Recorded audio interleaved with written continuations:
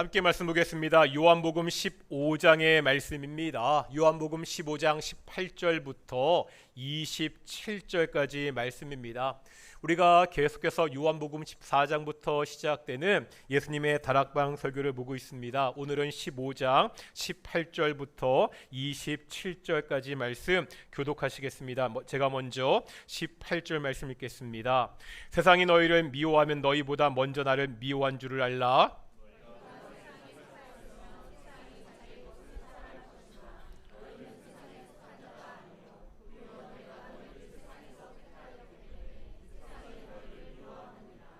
내가 너희에게 종이 주인보다 더 크지 못하다 한 말을 기억하라. 사람들이 나를 박해하였은즉 너희도 박해할 것이요 내 말을 지켰은즉 너희 말도 지킬 것이라.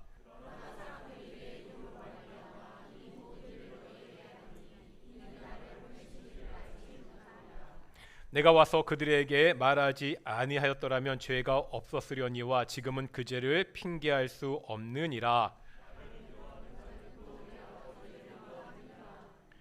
내가 아무도 못한 일을 그들 중에서 하지 아니하였더라면 그들에게 죄가 없었으려니와 지금은 그들이 나와 내 아버지를 보았고 또 미워하였도다.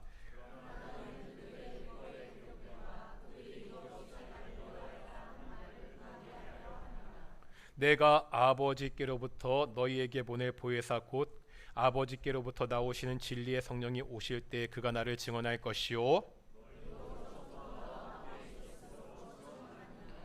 아멘. 이 시간 우리 갈리 찬양 아멘. 오늘도 찬양 감사합니다. 또 감사한 거 오늘부터 우리 지난주에 등록하신 우리 박상준 집사님, 정혜진 권사님 함께 찬양대 주셔서 정말로 감사드리고요. 저희가 좀 고민하는 게 장로님이랑 시설부랑 상의해서 성과대 자석을 좀 늘리려고 합니다. 그래서 예전보다 성과대 하신 분들이 조금씩 늘어나서 우리 성과대 자석을 좀 늘리려고 하니까 그동안 자석이 좁아서 못하겠다고 핑계대셨던 분들 중에서 내가 나도 하고 싶다는 분들은 언제든지 하셔가지고 우리가 예배 시간에 우리가 찬양으로 하나님께 영광 돌리는 그런 공동체가 되었으면 좋겠고요. 올해 들어서 처음으로 본당 에어컨을 풀로 틀었거든요.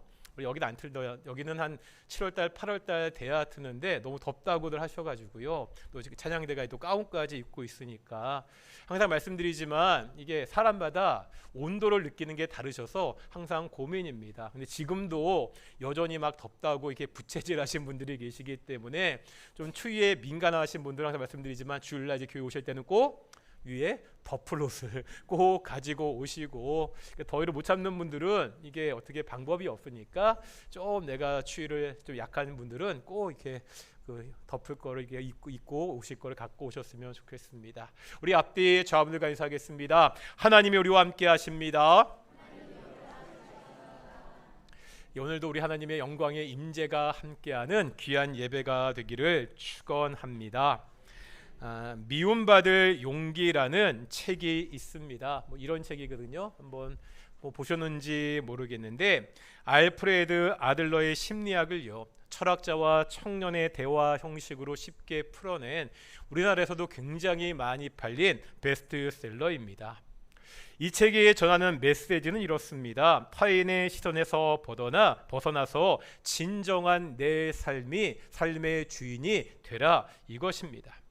이 책에서 말하는 미움받을 용기는 모든 사람에게 인정받으려 하지 말고 옳다고 믿는 삶을 살다가 누군가에게 미움을 받을 수도 있다는 사실을 받아들일 용기를 말합니다. 이 책은 심리학에 대한 책입니다. 그런데 이 책의 제목을 우리 성도들에게도 적용해 볼 수 있습니다. 성도는요, 이 세상에서 미움받을 용기가 있어야 됩니다. 오늘은 바로 이 미움받을 용기에 대해서 한번 살펴보겠습니다. 오늘 본문 18절 보실 텐데 예수님이 제자들에게 말씀하고 있죠. 오늘 본문 18절 한번 보여주시겠습니까? 18절 읽겠습니다. 시작.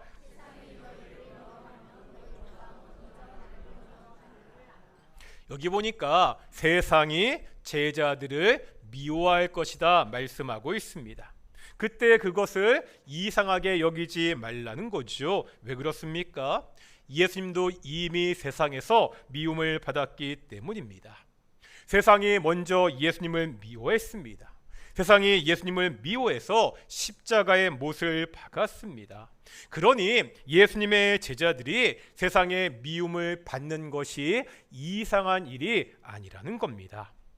그러면 왜 제자들이 세상의 미움을 받지요? 이제 19절입니다. 19절 말씀 읽겠습니다. 시작.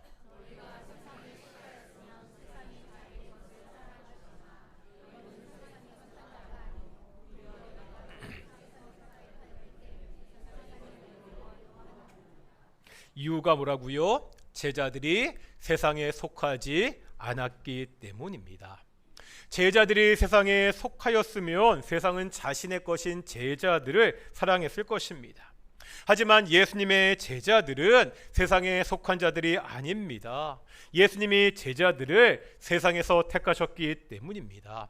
그러니 세상이 제자들을 미워한다고 말씀하고 있습니다. 여기서 한번 그동안 보았던 예수님의 말씀의 흐름을 살펴볼 필요가 있습니다. 예수님은요, 포도 나무시고 우리는 그 가지입니다. 우리는 예수님 안에 거해야 살아갈 수 있는 존재입니다. 그러면 우리가 어떻게 예수님 안에 거할 수 있지요? 예수님의 계명을 지키는 자가 예수님 안에 거하는 사람이라고 말씀하십니다. 그러면 이제 우리가 지켜야 되는 예수님의 계명은 무엇입니까? 복음서에 보면 예수님이 말씀하신 수많은 계명들이 있습니다. 그 중에서 요한복음 15장에서 예수님이 특별히 강조하신 계명이 있다고 말씀드렸습니다. 어떤 계명이죠? 12절에도 나오고요. 오늘 본문 바로 앞에 있는 17절에도 반복해서 말씀하고 있습니다. 뭐 하라고요? 서로 사랑하라. 어떻게 이렇게 서로 사랑할 것을 강조하시고 그 다음에 제자들이 세상에서 미움을 받을 것을 말씀하고 있습니다. 지금요, 서로 사랑하는 것과 미움을 받는 것이 이어져 있습니다. 이 둘이 어떻게 연결되지요? 우리가 서로 사랑하는 것이 세상에 속하지 않고 예수님께 속했다는 증거이기 때문입니다. 요한복음 15장에서 예수님이 서로 사랑하라고 하실 때 이것은 그저 감정적인 사랑이 아닙니다. 내가 좋아할 만한, 사랑할 만한 사람을 사랑하는 것이 아닙니다. 예수님은요, 서로 사랑하라고 하시면서 그 모델을 먼저 말씀하십니다. 뭐라 말씀하시죠? 내가 너희를 사랑한 것 같이. 누가 이 사랑의 모델이라는 거예요? 예수님이 이 사랑의 모델입니다. 예수님이 우리를 어떻게 사랑하셨습니까? 우리가 지난주에 이 사랑에 대해서 자세하게 보았습니다. 예수님의 사랑은요, 우리를 친구라 하시며 십자가에서 죽는 사랑이었습니다. 우리는요, 예수님의 친구가 될 만한 아무런 조건도 자격도 없던 사람들이었습니다. 우리는 예수님의 친구가 아니었죠. 우리가 죄인 되었을 때, 하나님과 원수 되었을 때 예수님이 우리를 위하여 죽으셨습니다. 예수님의 사랑은 죄인을 위해 대신 죽는 사랑입니다. 원수를 사랑하는 사랑입니다. 하나님이 아들이요, 피조물을 위해서 대신 죽는 사랑입니다. 바로 이 사랑으로 우리가 서로 사랑해야 됩니다. 그런데요, 이러한 사랑이 세상에 위협이 된다는 거예요. 세상의 가치관과 다르기 때문입니다. 세상은요, 자기의 이익을 위해 살 것을 요구합니다.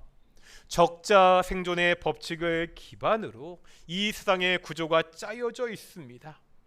잘난 사람은 성공하고 조금 못한 사람은 도태되는 것이 마땅하다는 그러한 구조입니다.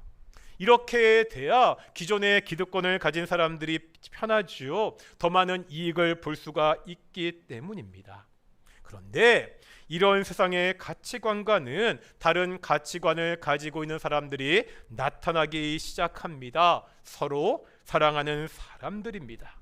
다른 사람을 위해서 자신을 양보하고 손해보는 사람들입니다. 이런 사람들 때문에 기존의 사회 체계가 도전을 받습니다. 야교 강식의 사회 구조에 균열이 생기기 시작합니다.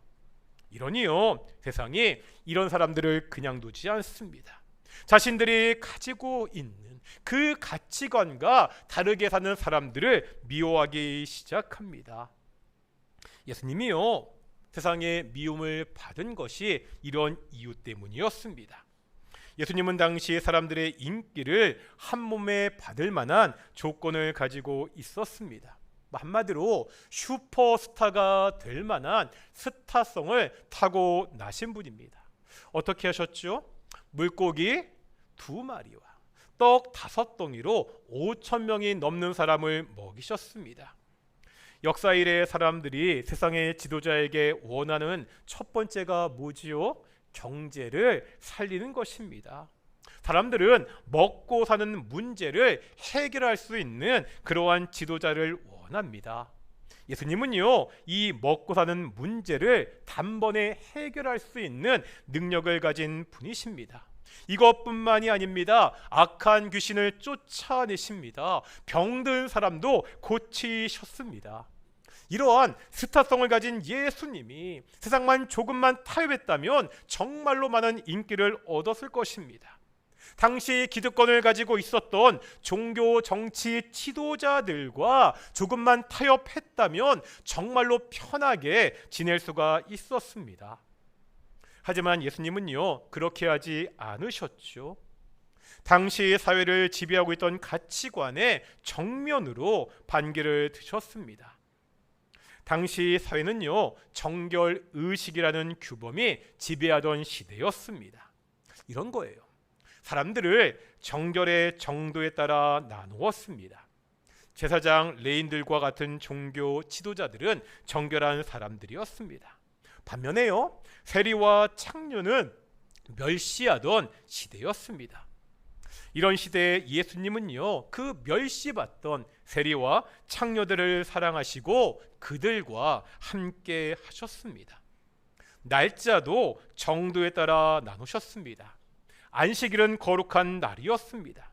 안식일을 어기는 것은 사회 전체의 규범을 흔드는 그러한 행위였습니다. 이런 시대에 예수님은요, 형식만 하면 안식일에 참된 의미를 보여주셨습니다. 안식일에 병든 자를 고치셨습니다. 장소도 정도에 따라 나누었습니다. 유다 땅과 성전이 있는 예루살렘은 거룩한 곳이었습니다. 반면에 이방 지역은 불결한 곳이었습니다. 이런 시대에 예수님은요, 이방인들을 외면하지 않으셨습니다. 사마리아 땅으로 가서 그들에게도 복음을 전하셨습니다. 이러한 예수님은요, 당시의 기득권을 가진 사람들에게 위협이었습니다. 세상의 가치관을 신봉하는 자들에게 위험한 사람이었습니다. 그러기에 세상은 예수님을 미워할 수밖에 없었습니다. 자신들의 이익을 위해서 이 진리의 말씀을 받아들일 수가 없었기 때문입니다. 그러면 오늘날 우린 어떠한 사람들입니까? 요즘 한국 사회에서 교회는 미움을 많이 받습니다. 오늘날 한국 교회가 사회에서 욕을 먹는 것은 한국 교회의 잘못이 분명히 있습니다. 교회가 교회 역할을 제대로 하지 못했기 때문입니다. 교회의 직분자들이 범죄 사건에 연루가 됩니다. 교회 안에서 각종 비리가 벌어지기도 합니다.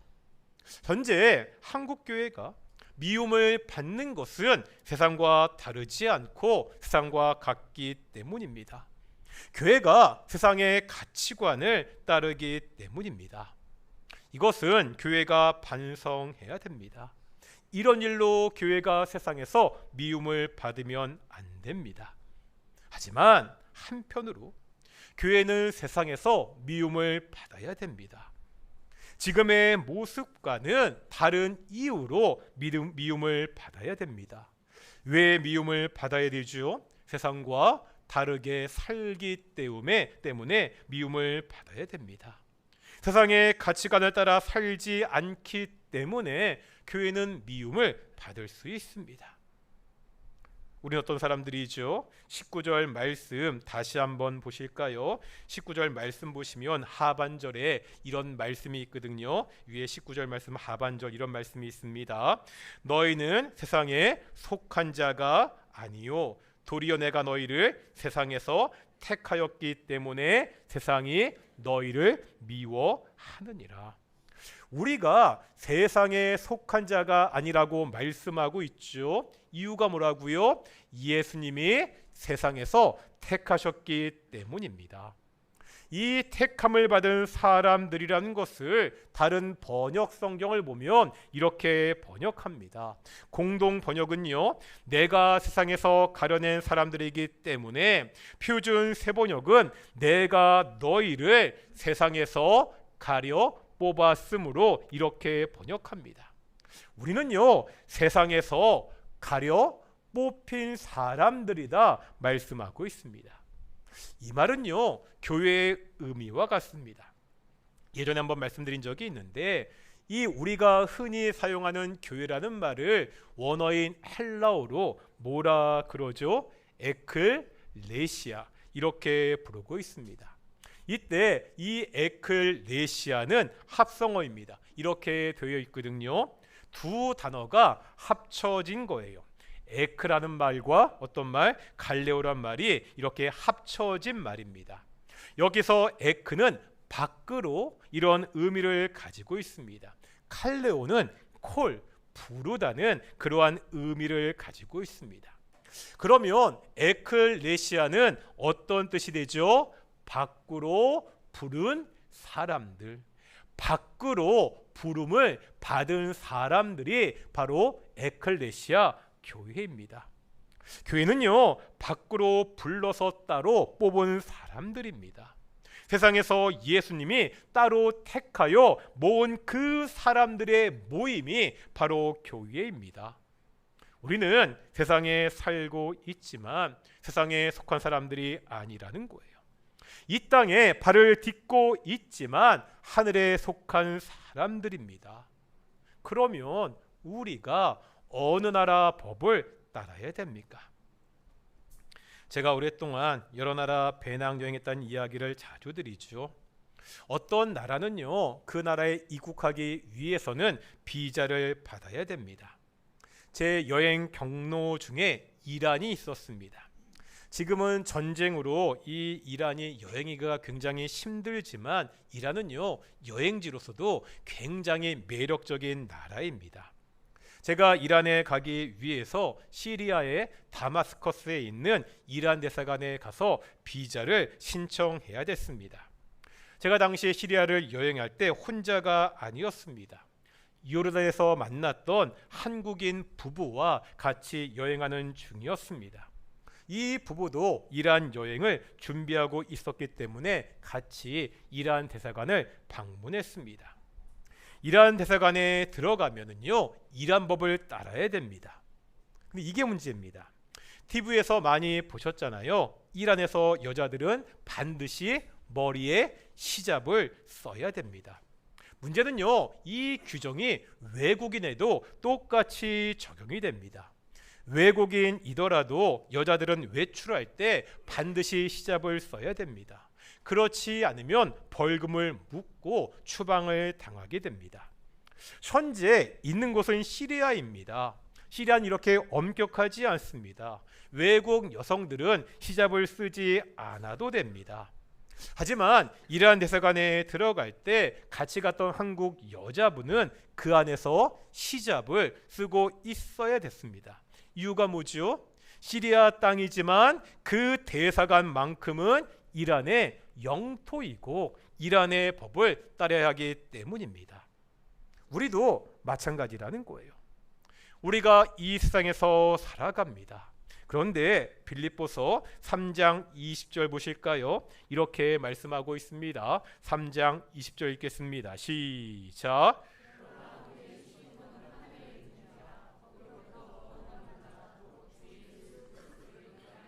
아멘.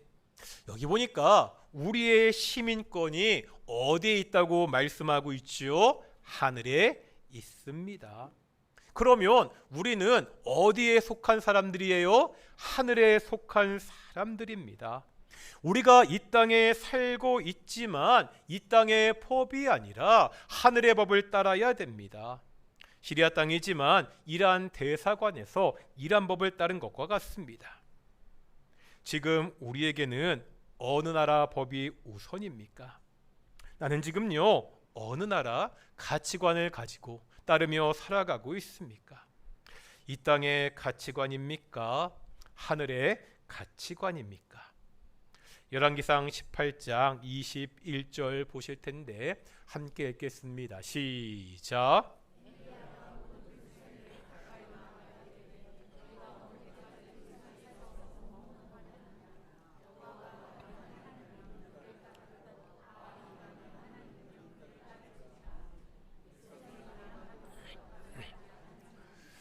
이게 지금 어떤 장면이죠? 지금 엘리야가 바알과 선지자와 대결하는, 흔히 말하는 갈멜산의 결투의 한 장면입니다. 지금 엘리야 선지자가 이스라엘 백성의 죄를 지적하고 있습니다. 이스라엘 백성들의 죄가 뭐죠?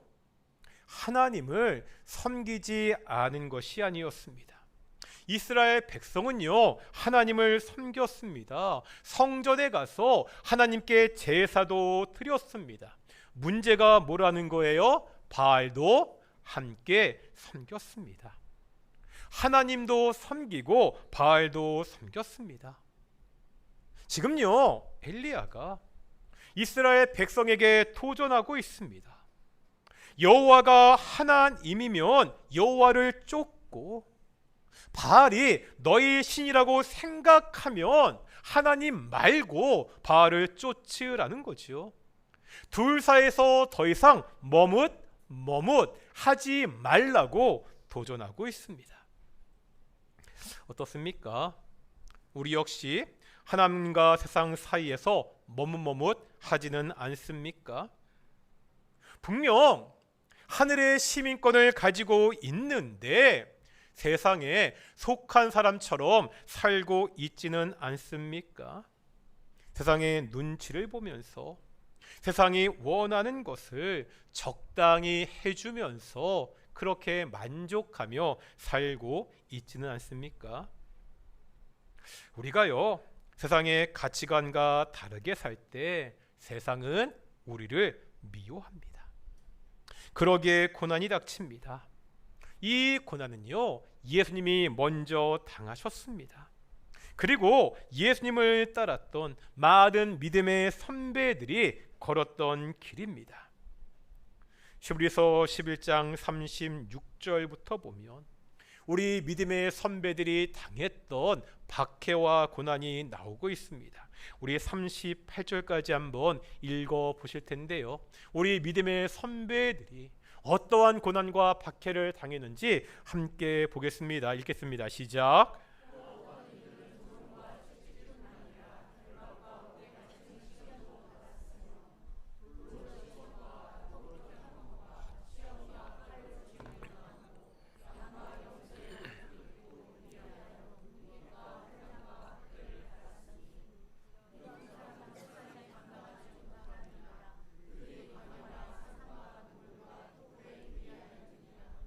어떠한 고난과 박해를 받았지요? 희롱과 책찍질, 결박과 옥에 갇힘, 돌로 치는 것, 톱으로 켜는 것, 시험과 칼에 죽는 것, 유리하며 궁핍과 환난과 학대를 받았습니다.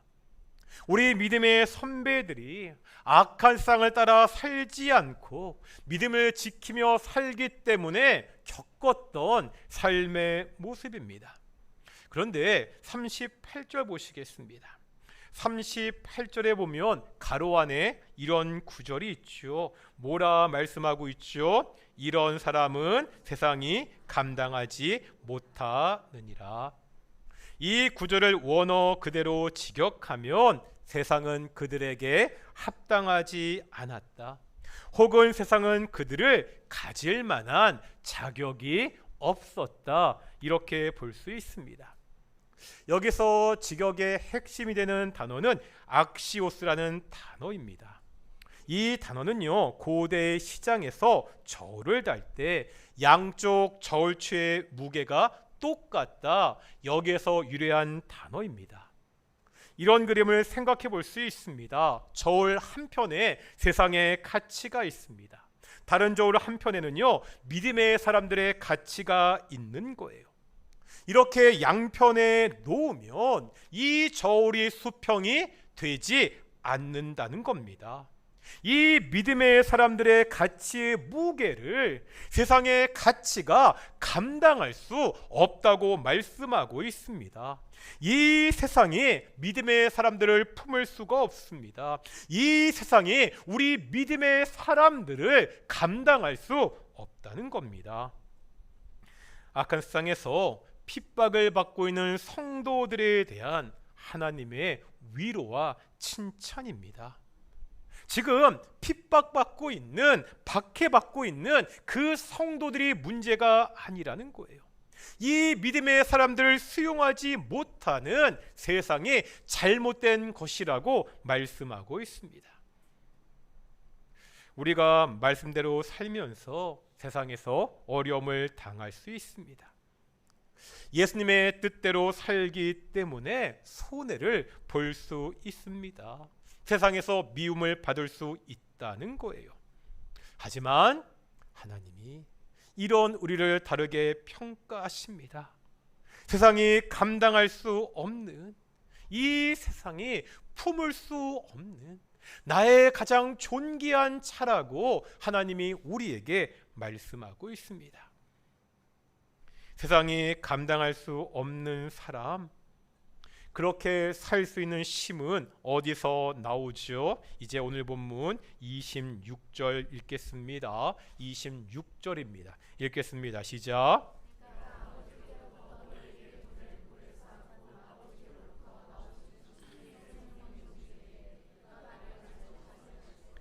아멘. 예수님은요, 우리에게 혼자서 이 악한 세상에서 버티라고 하지 않으십니다. 내가 보혜사를 보내주겠다고 약속하십니다. 우리가 보혜사이신 성령에 대해서는 지난번에 자세하게 살펴봤죠.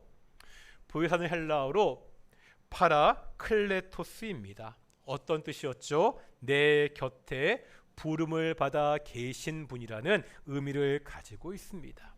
법정에서 피고인 곁에 서서 변호해 주시는 변호사라는 그러한 이미지를 가지고 있습니다. 이런 거지요. 세상이 우리를 미워하고 고발할 때 바로 내 곁에 서서 변호해 주시는 보혜사 성령이 계십니다. 우리를요, 홀로 내버려 두지 않으십니다.